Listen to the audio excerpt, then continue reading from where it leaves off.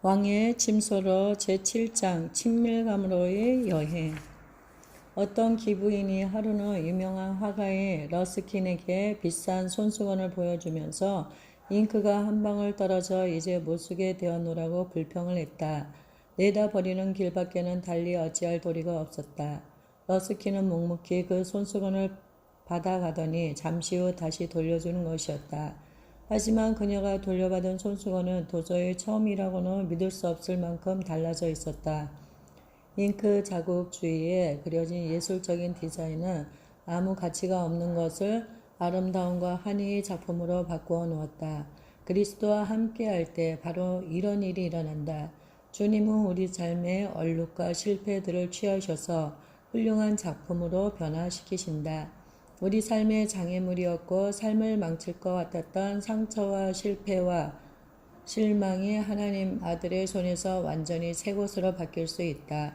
만일 우리가 주님께서 만지시도록 내어만 드린다면. 하나님의 길을 이해하라. 왜 하나님께서는 이런 고통을 경험하도록 허락하시는 것일까? 모든 인생은 이런저런 모습의 깨어짐을 겪는다. 씨앗이 심겨지려면 먼저 흙이 깨어져야 하고 싹이 트기 위해서는 그 씨앗이 부서져야 한다.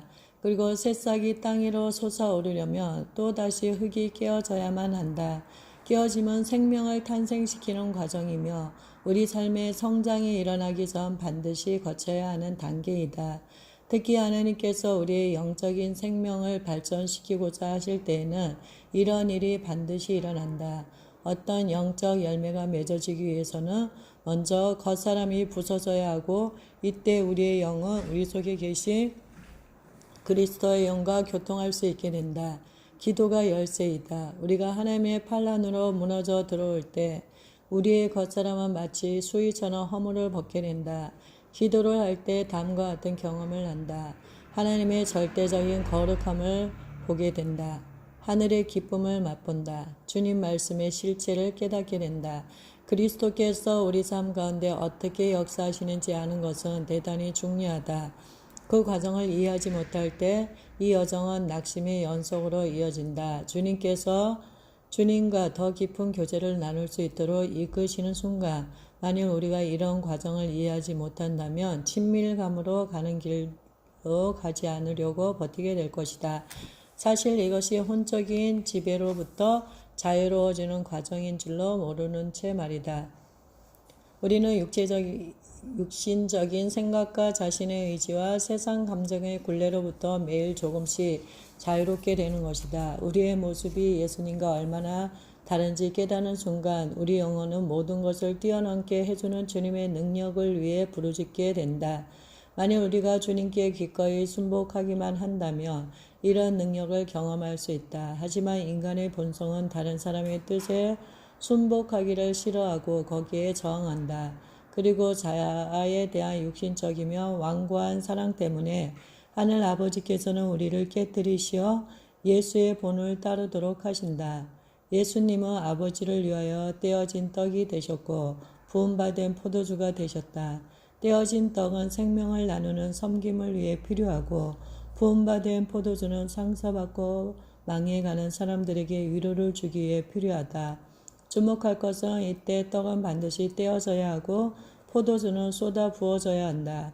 혼적인 힘이 바닥이 나고 영적 성숙으로 가는 과정에 순복하기 시작할 때 여태껏 알지 못했던 자유와 평안과 능력을 경험하게 된다. 이런 과정은 몇 년이 걸리기도 하고 때론 평생이 걸리기도 한다. 이런 영적 여정의 단계들은 점차적으로 일어나며 때로 여러 위기들이 몰아쳐 밀려올 때도 있다. 하나님과의 친밀감으로 가는 길은 출산할 때 과정과 닮았다. 드디어 때가 되어 산통이 고조되면서 양수가 터지며 이로써 우리는 더 큰 생명으로 성장하기 위해 이전 단계의 생명이 끝이 났다는 사실을 알게 된다. 무언가가 깨어질 때 거기로부터 더 큰 생명이 나온다고 하나님은 약속하고 계신다.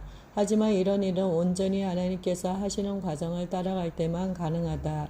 왜 우리에게 이런 고난이 필요하지? 때때로 이해하기 어렵지만 하나님께서는 산통 가운데 모든 일을 마칠 수 있도록 필요한 힘을 공급해 주신다. 영적 성장의 다른 모든 단계에서 기회가 닿는 대로 혼적인 지배력이 한꺼풀씩 벗겨진다. 흔히 육이라 불리는 혼적인 사람을 처리하는 최고의 방법은 그것을 부인하는 것이며 우리 삶에서 혼이 갖고 있는 모든 권세를 박탈해야 한다.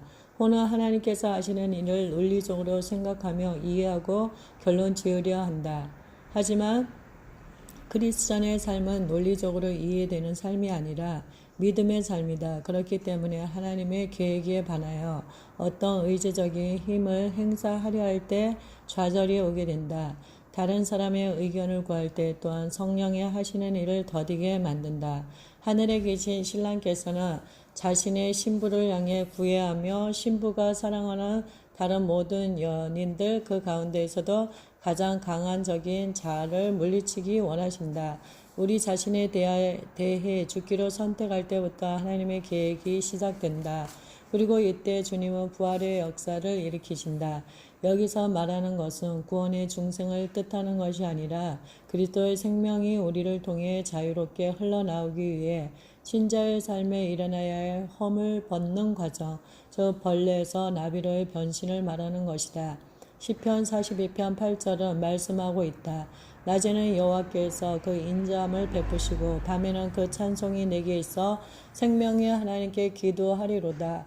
그 어떤 것도 부활의 생명 가운데 걷는 사람 안에 있는 평안을 방해할 수 없고 열정을 꺼뜨릴 수 없다. 왜냐하면 부활 생명은 주님과의 깊은 사랑과 친밀함의 열매를 맺게 하기 때문이다.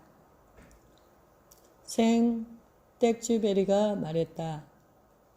사람은 서로를 응시하는 것이 아니라 눈을 바깥으로 돌려 한 방향을 함께 쳐다보는 것이다.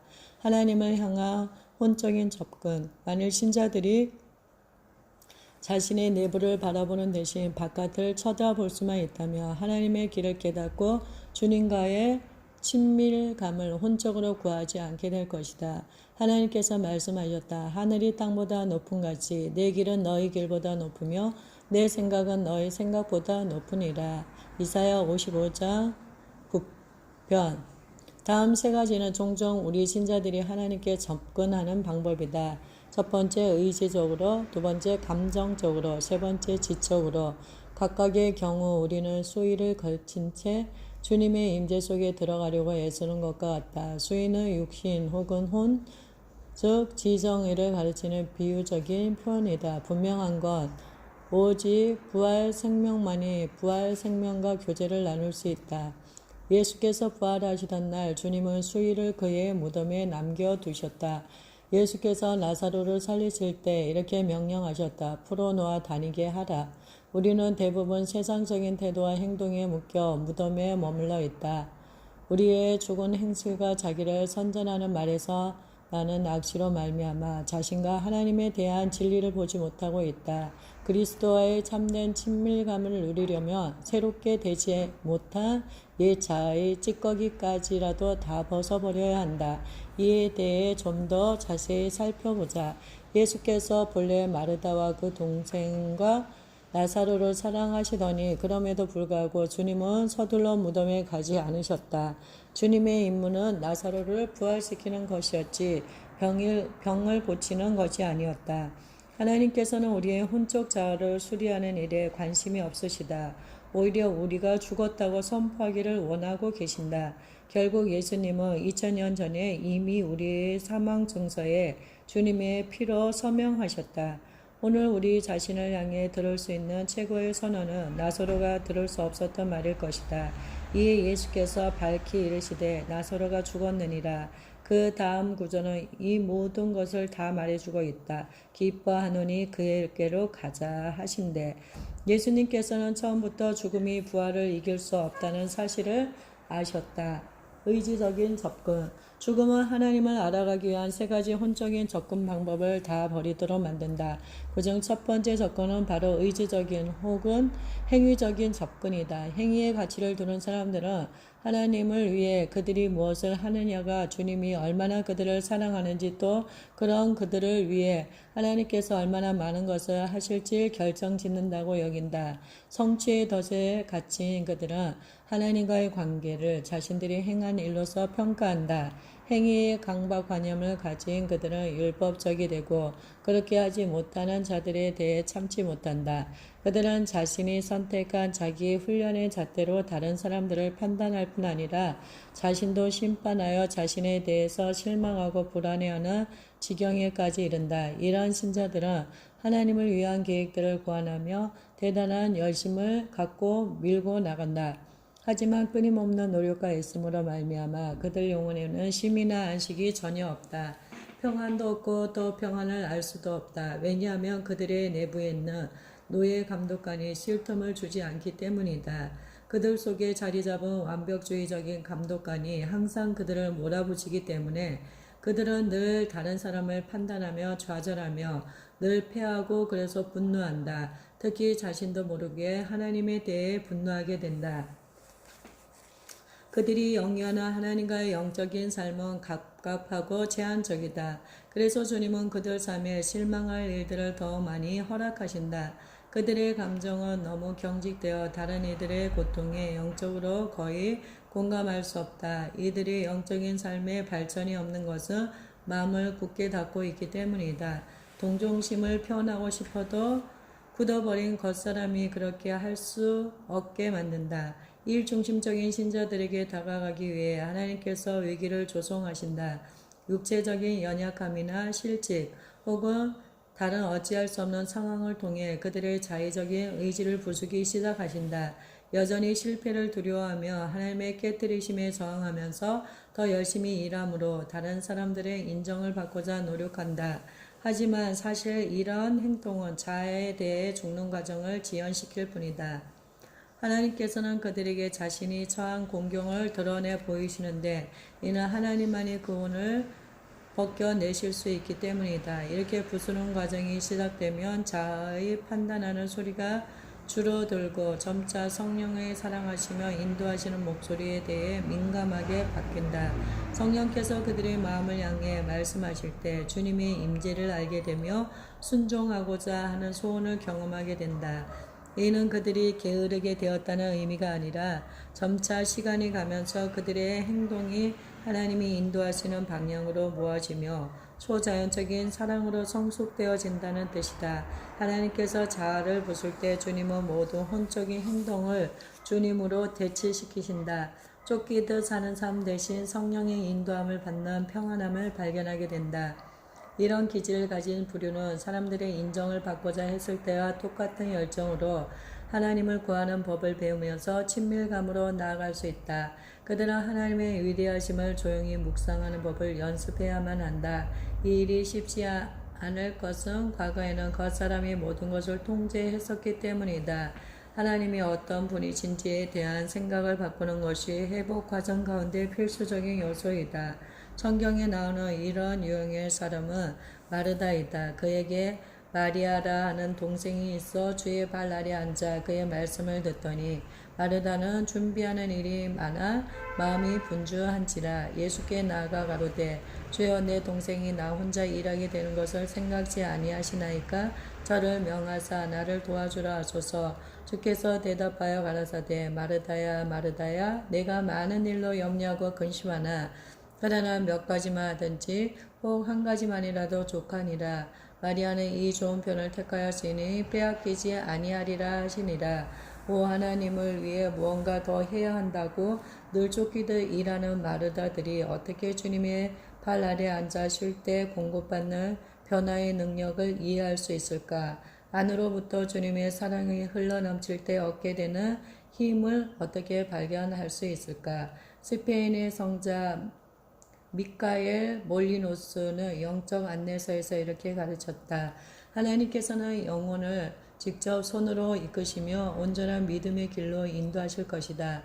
그리고 모든 헤아림과 논리를 뒤로하고 앞으로 전진하게 하신다.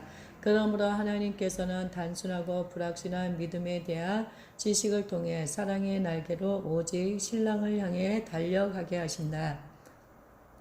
친밀감을 향한 단계들.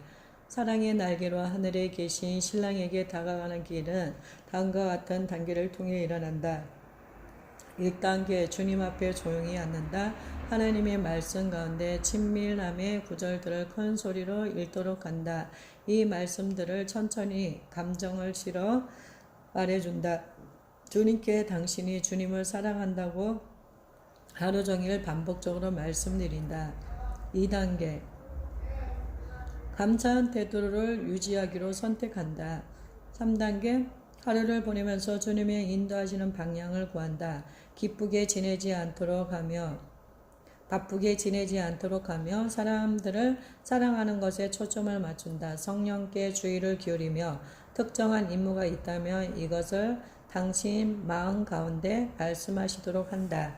하나님의 음성을 임식할 수 있을 때까지 주님께 확증을 달라고 구하라. 감정적인 접근. 그렇다고 모든 사람이 하나님께 나아갈 때 일중심의 태도로만 갈등하는 것은 아니다. 어떤 이들은 동정심 때문에 어려움을 겪는데 그들은 감정적인 부분을 너무 중시하여 눈물이 하나님을 감동시킨다고 믿는다. 솔직히 말해 감정이 중요하긴 하지만 눈물보다 믿음이 하나님의 마음을 움직인다고 성경은 말씀해 주고 있다. 믿음이 없이는 기쁘시게 못하나니 어떤 신자들은 감정의 지배를 받아 쉽게 흥분하고 쉽게 낙심한다. 감정적인 기복은 좋을 때는 더 들뜨게 만들고 나쁠 때는 더 가라앉게 만든다. 하나님이 깨뜨리지 않는다면 이런 사람들은 자기 연민, 우울함, 불행, 분노, 기분에 좌우되는 경향 때문에 소문을 만드는 사람이 되거나 다른 사람들을 조종하는 사람이 될 가능성이 있다. 누군가 말한 것처럼 그들은 자기 내면만을 너무 확대하게 된다. 자신의 감정을 표현하는데 어려움을 겪는 사람들과는 달리 이들은 감정을 과장한다. 그들이 흘리는 눈물은 감동을 주며 심지어 다른 사람들을 조종하는 힘이 될 수도 있다. 자신의 감정을 그리스도께 내려놓지 않는 중보자는 주님이 주시는 부담감과 자신의 혼적인 감정을 분간하기가 어렵다. 여기서 문제의 핵심은 이기심이다. 주님은 이처럼 감정에 끌리는 신자들과 친밀하고 성숙한 관계를 발전시키기 원하신다. 하지만 그들이 자기 연민과 이기심에 대해 죽지 않는다면 끊임없이 징징거림으로 기도의 골방을 채우게 되고 자기 감정에 겨운 눈물은 성령의 사역과 다른 사람들의 필요에 대해 눈물게 만든다. 이런 자리에 머물 때 우리는 섬기는 자가 아닌 섬김을 받는 자가 될 것이며 주님은 이를 원치 않으신다. 예수님께서 우리에게 본을 보이셨듯이 주님은 우리가 다른 사람들을 섬길 수 있기를 원하신다. 인자가 온 것은 섬김을 받으려 함이 아니라 도리어 섬기려 하고 자기 목숨을 많은 사람의 대속물로 주려 함이니라. 마태복음 20장 28절. 우리는 예수께서 보여주신 것과 똑같이 성령의 생명을 주며 자신의 생명을 십자가에 못 박는 자들이 되어야 한다. 도르래에 매달린 두 개의 두레박 이야기를 해보자. 두 개의 두레박은 날마다 물을 길러 아래로 내려간다. 한 우물에서 똑같은 물을 퍼 올리지만 두레박 하나는 늘 기쁘고 다른 하나는 늘 슬펐다. 꽤 오랜 시간이 지나 어느 날 중간 지점에서 만난 행복한 두레박이 슬퍼하는 두레박에게 이렇게 물었다. 왜 넌 날마다 슬퍼만 하니? 그러자 슬픈 두레박이 이렇게 징징댔다. 내가 아무리 가득 차서 올라와도 내려갈 때는 항상 빈 채로 가야 하니까. 행복한 두레박이 대답했다. 난 그렇지 않은데 빈 채로 내려가지만 늘 가득 차서 이렇게 올라오지 않니? 이 두 개의 두레박을 보면서 결국 태도란 선택과 초점의 문제라는 것을 알게 된다.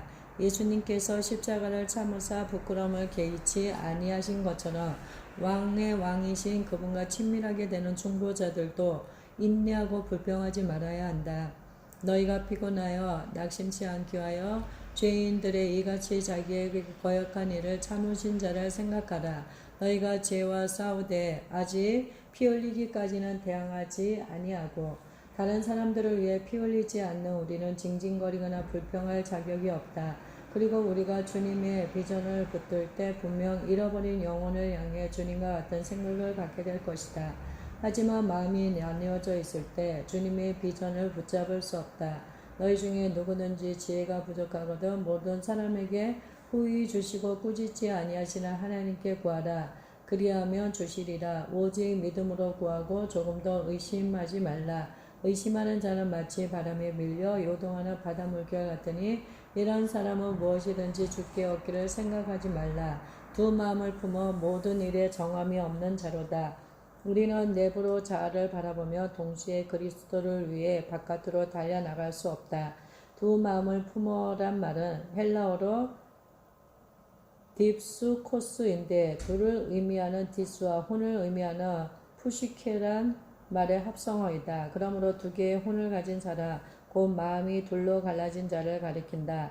마음이 갈라진다는 것은 영은 믿음을 붙들고 혼은 불신앙에 붙어있는 상태를 말한다.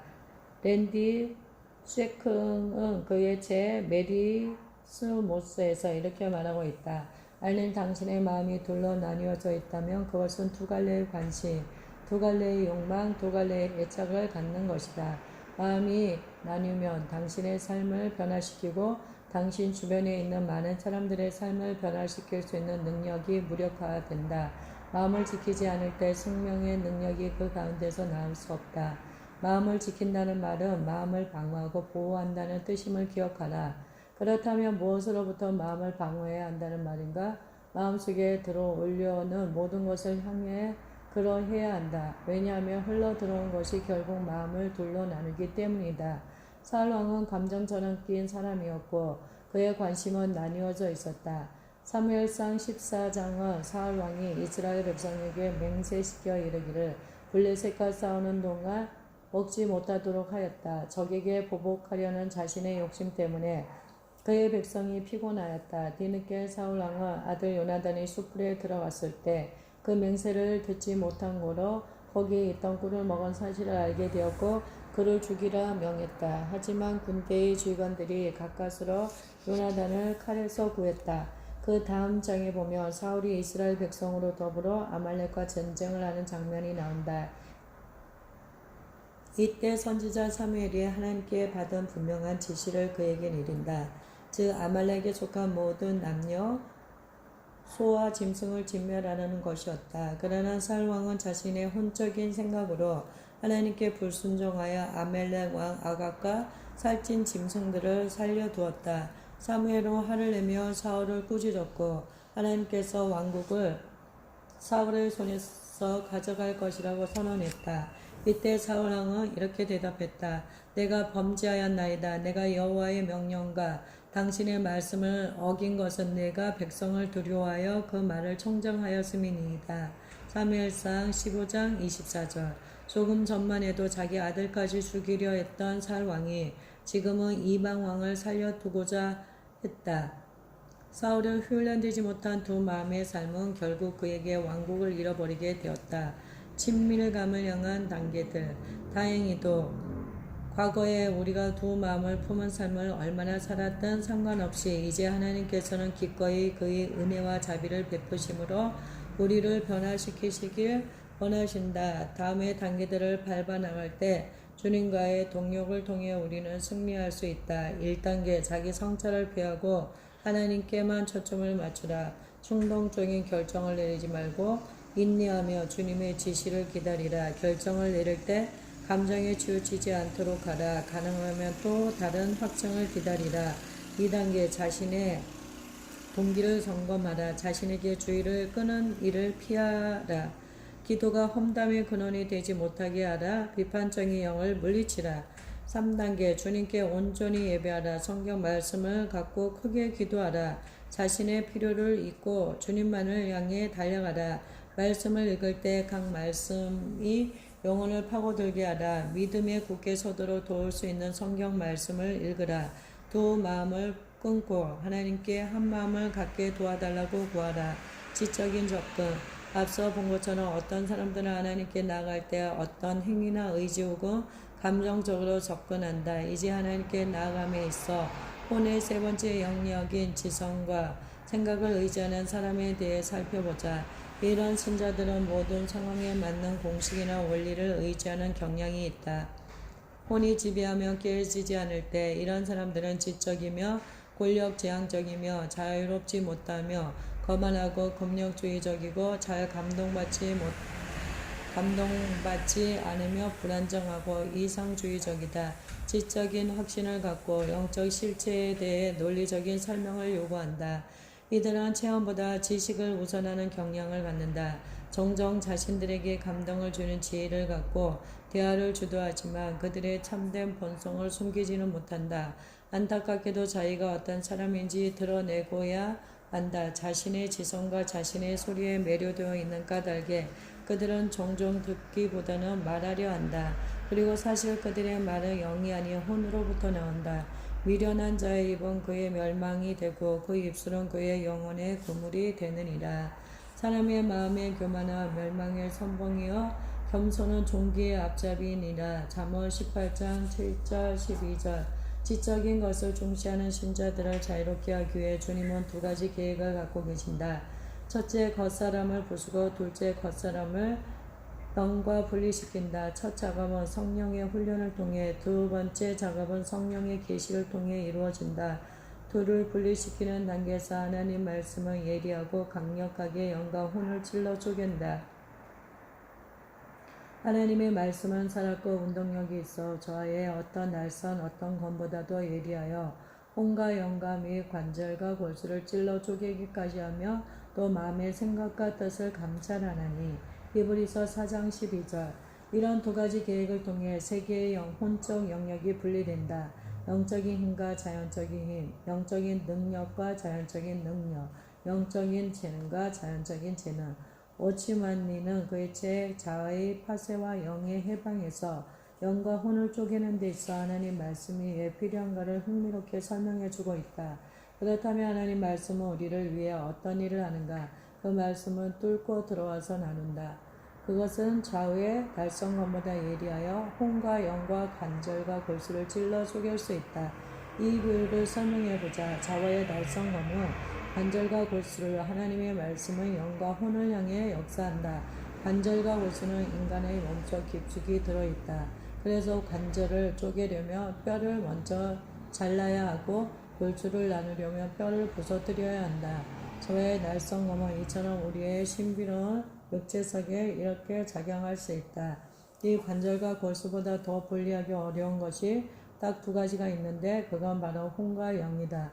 제 아무리 날카로운 검으로도 이 둘을 분리할 수 없다. 사실 우리는 무엇이 혼이고 무엇이 영인지조차 분간하기 어렵다. 하지만 성경은 우리에게 말씀해 주기를 살아있는 말씀이 이 일을 할 수 있는 건 그 말씀이 좌우의 날선 어떤 검보다도 예리하기 때문이다. 하나님의 말씀은 살았고 운동력이 있어 혼과 영을 찔러 쪼갤 수 있다. 나누는 작업이 단지 지식적으로 일어나는 것은 아니다. 말씀이 침투하여 들어오며 성령께서 우리에게 자신의 진짜 동기가 무엇인지 보여주신다. 어떤 것의 정체가 하나님의 계시로 밝혀질 때만 참다운 자유를 경험할 수 있다. 참된 지식은 우리에게서 나온 것과 주께로부터 나온 것을 밝혀준다. 일단 이런 것이 밝혀지며 깨어짐을 통해 부활의 삶을 살도록 능력을 입혀달라고 성령님께 구할 수 있다. 우시아의 삶은 혼적인 것과 영적인 것을 구분해야 할 필요성에 대해 잘 보여주고 있다. 16세 되었을 때 그는 유다왕이 되었다. 하나님의 묵시를 밝게 하는 스가랴에 사는 날에 하나님을 구하였고 저가 여호와를 구할 동안에는 하나님이 형통케 하셨더라. 우시아는 형통하였다. 그의 업적은 명예의 전당을 가득 채울 정도였다. 그의 군대는 모든 전쟁에 소유였고 모든 나라가 그의 찬란한 명성에 대해 익히 알고 있었다.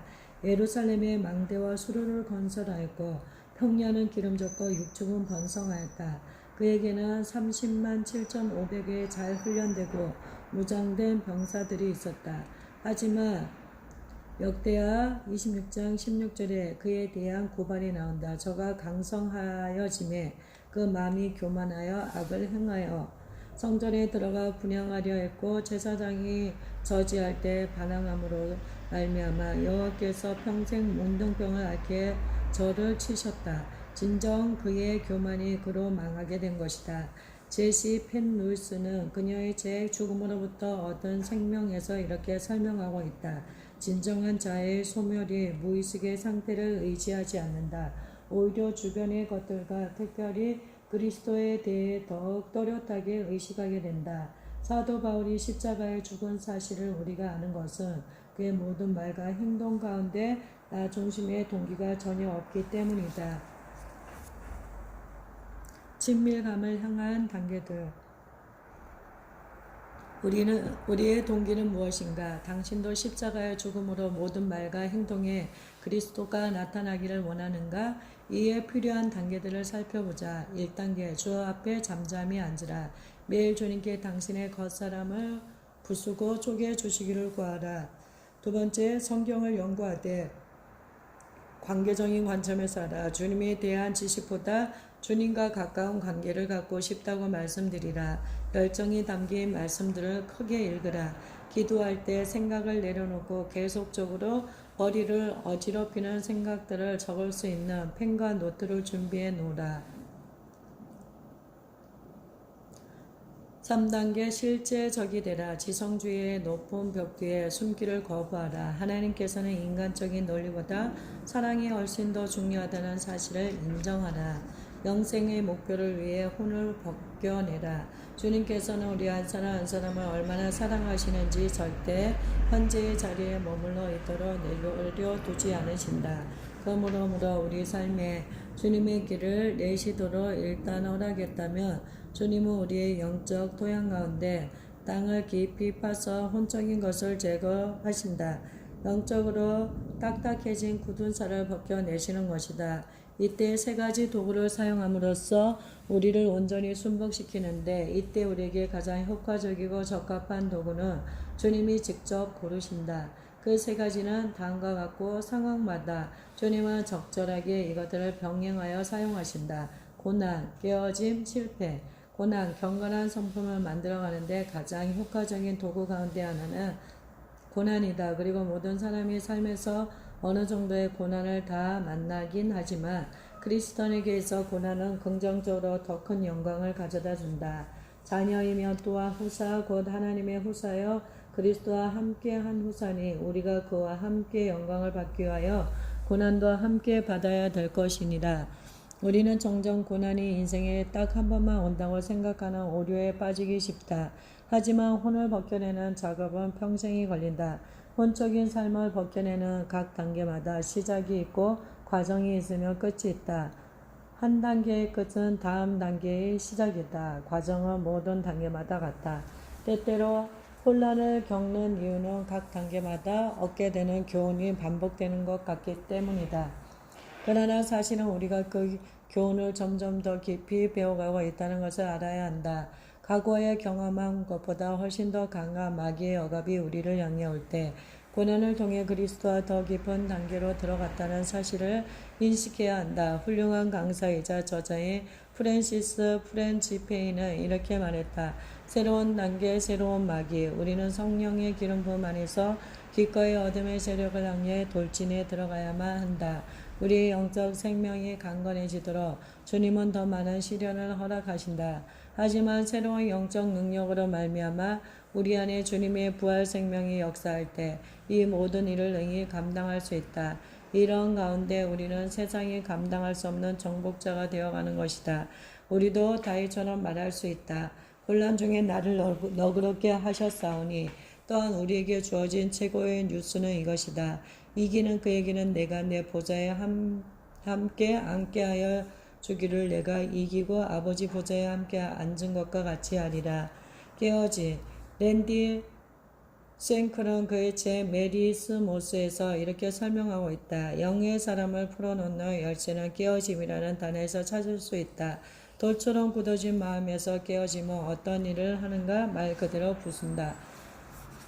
예레미야 4장 3절은 말씀하고 있다. 너희 묵은 땅을 갈고 가시덤불 속에 파종하지 말라. 묵은 땅은 햇볕과 비와 바람을 맞으면서 굳어진다. 그리고 만일 우리의 혼이 장시간 예수님의 것이 아닌 세상 것에 노출될 때 혼의 마음은 굳어짐으로 말미암아 거칠어지고 강팍해지고 하나님의 손길에 무덤무덤하게 될 것이다. 예레미야가 백성들에게 설명한 바는 하나님께서 그들에게 어떤 생명을 이끌어내기 전 먼저 모든 혼적인 힘을 제거하도록 부수는 일이 일어났다는 사실이었다.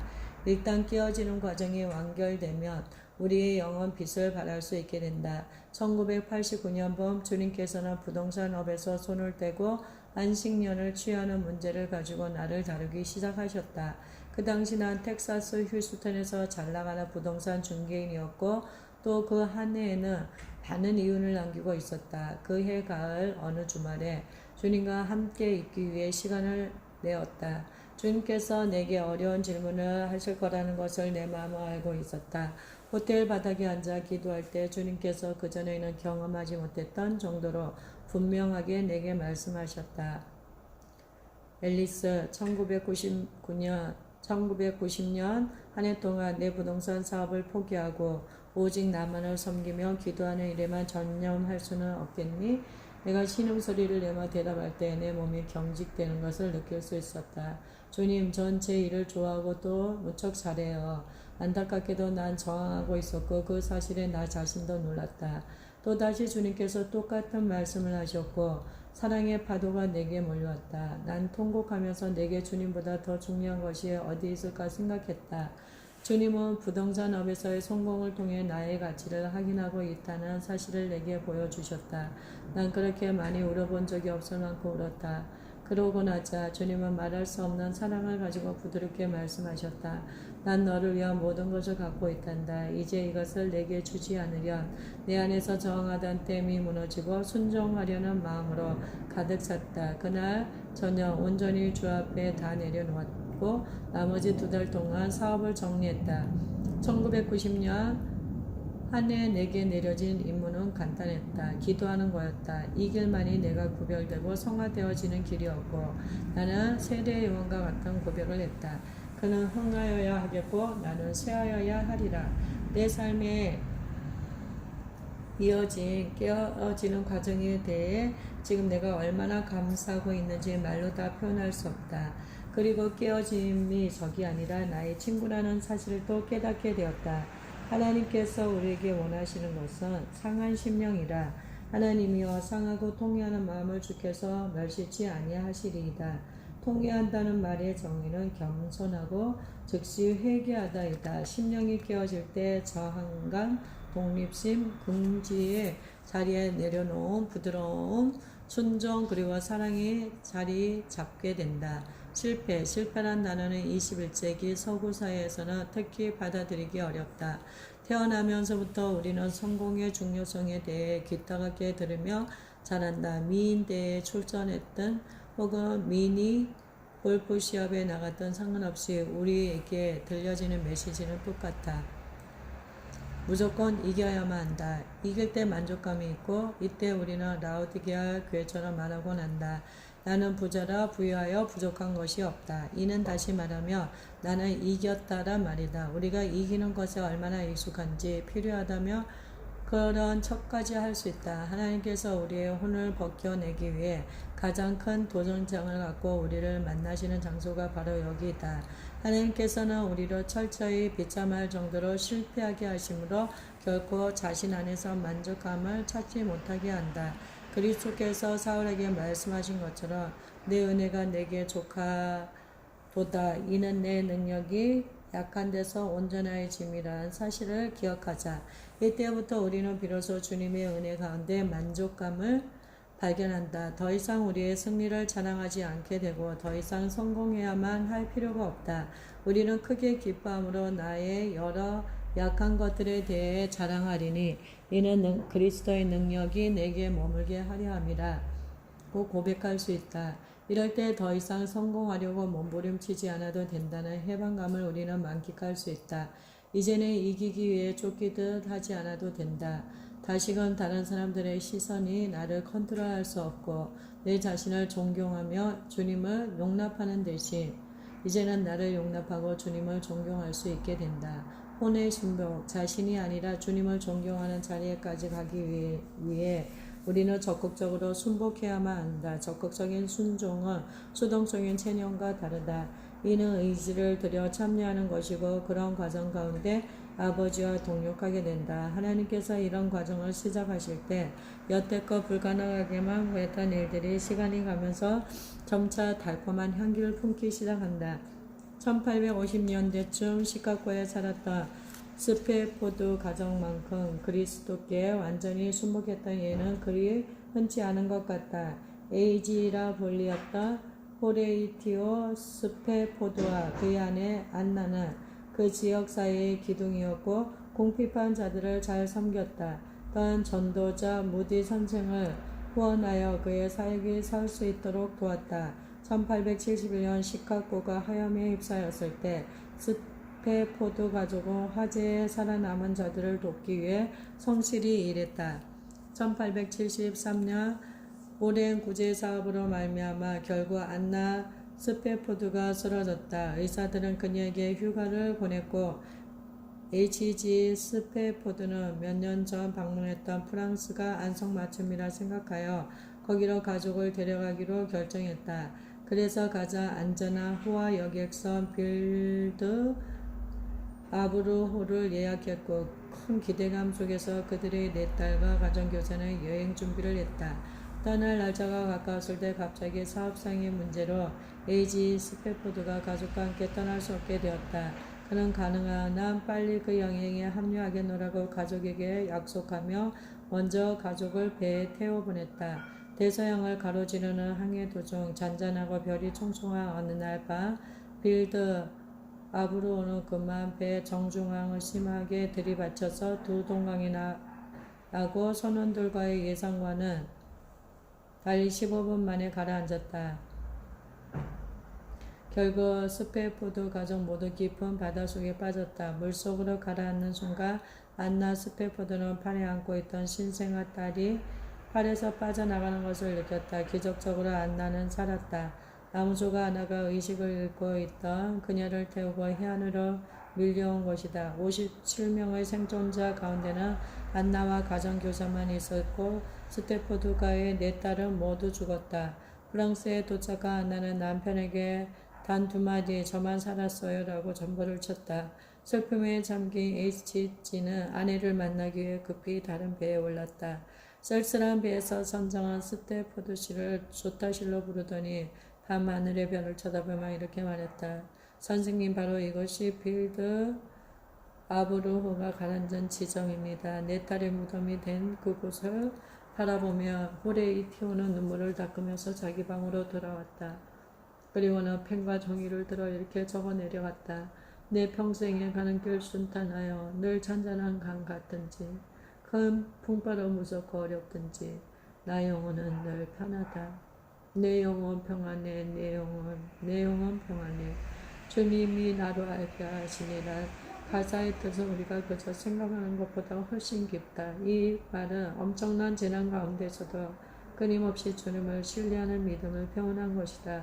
주님과 함께 한 단계 한 단계 올라가면서 각 단계마다 자신의 혼과의 전투를 마치고 승리를 거둘 때 우리는 다른 사람들도 그 같은 과정을 통과할 수 있도록 인도할 수 있다.